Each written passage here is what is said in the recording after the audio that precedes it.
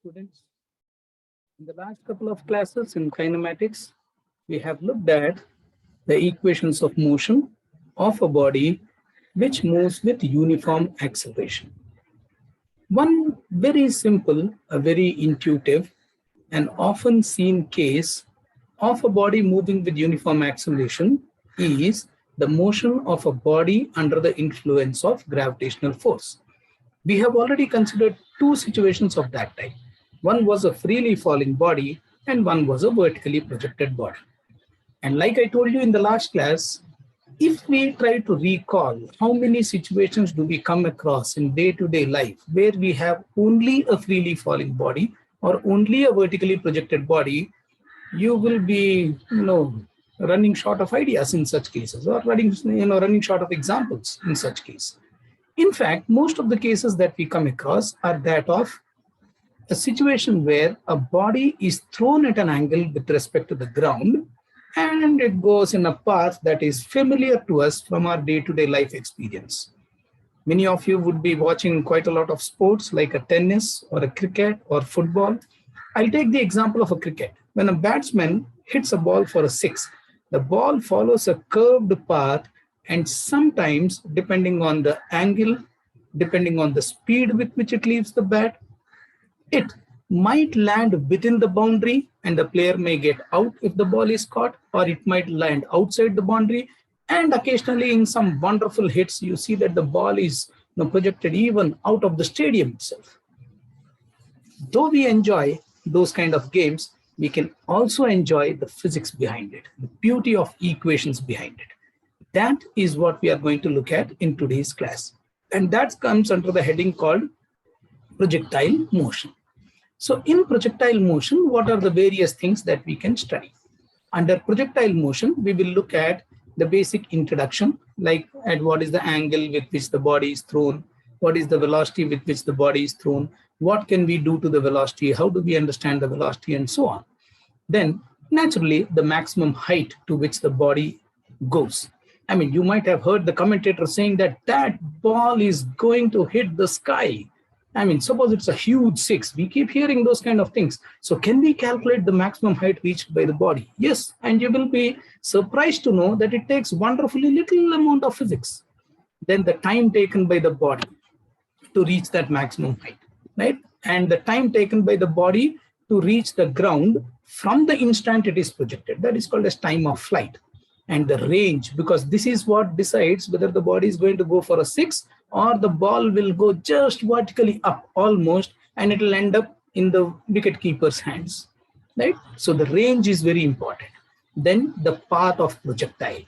This also in a game of cricket match, you will realize that the commentator would say, look at the flat trajectory of the ball. Trajectory, it means the path of the projectile. Sometimes the ball goes almost vertical and ends up in the hands of the wicket keeper. So the path is almost vertical. Sometimes it follows a nice curved path like the graph that you see below. And sometimes if someone really powerful hits a ball, it goes like almost a flat kind of a six, almost flat. So the path of projectile is also an important point. So we are going to look at all that. So in our analysis of projectile, we first of all define what a projectile is. It is a body projected from the ground with an initial velocity u at any angle theta. That is the reason why I have just mentioned there at an angle theta.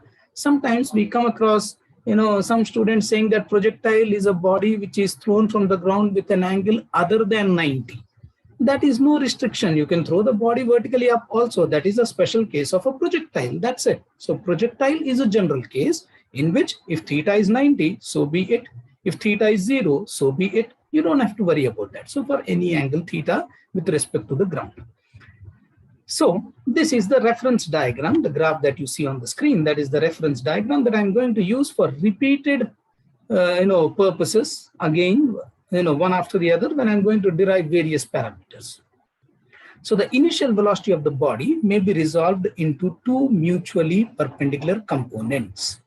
So the initial velocity of the body that you see there, which is denoted by u, and the angle that you see there denoted by theta. Using these two, I can figure out what is the effect of the velocity of the body in the horizontal direction, that is given by ux, and that is given by u cos theta, and what is the effect of the velocity in the vertical direction, that is given by uy, which is u sine theta, and that is the vertical component.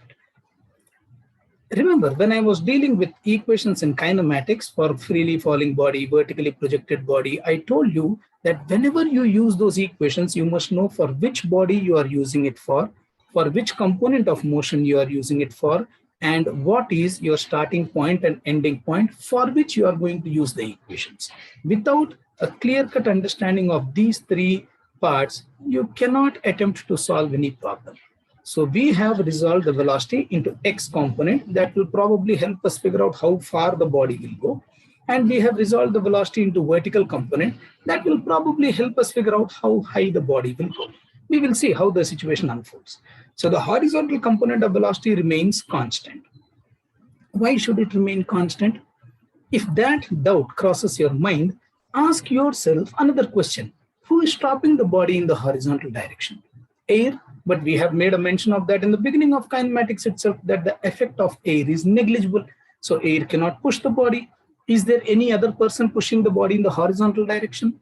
No. Therefore, there is no reason for the horizontal component of velocity to change. And that is simple enough. Horizontal component of velocity remains constant.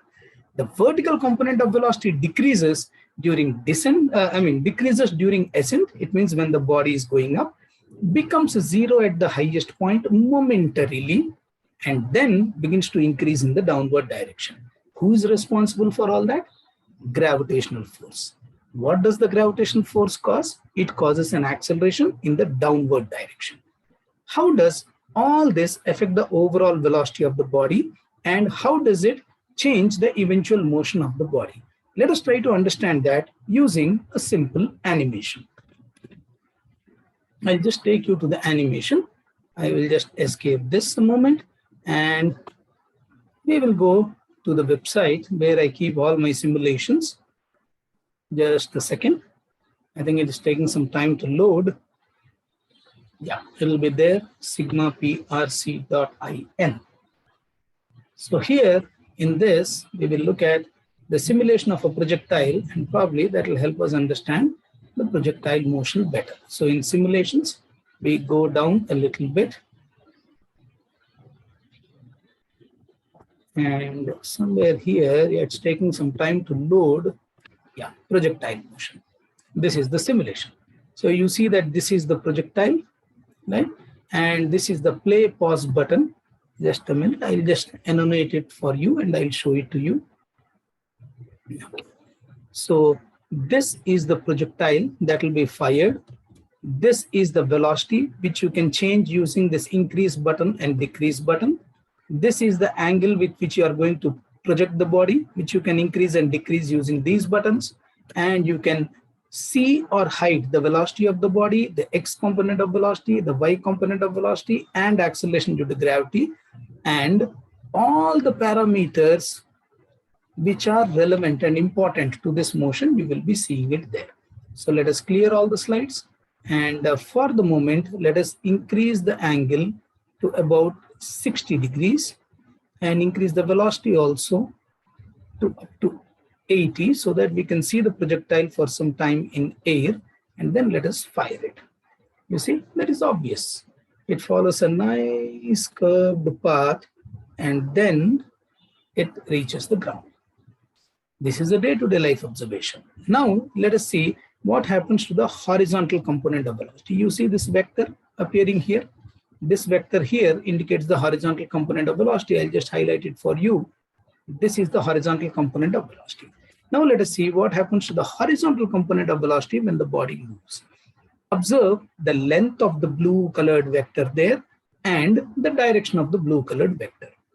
See, there is just no change in the horizontal component of velocity. The body has gone up, the body is coming down. The horizontal component of velocity just remained the same. It did not change either in magnitude or in direction. Now, let us hide the horizontal component of velocity and look at only the vertical component of velocity. You see this? This one is the vertical component of velocity. Now we will see how the vertical component of velocity changes. There you go. You see the vertical component of velocity is decreasing, becomes a zero at the highest point, and then starts increasing in the downward direction. Who is responsible for all that? As I told you, the character that is responsible for all that is this acceleration due to gravity, what you see with the red arrow downwards. Now let us project it once again.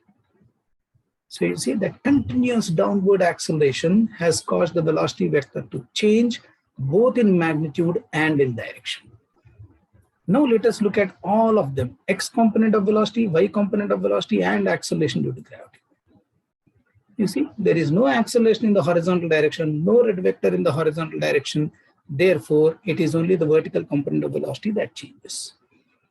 While all this happens, what is the total velocity of the body? Let us remove x component, let us remove y component, let us remove z component. Just watch the total velocity of the body.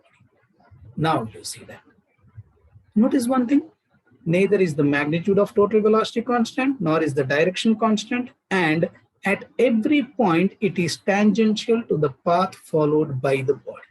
At every point it is tangential to the path followed by the body.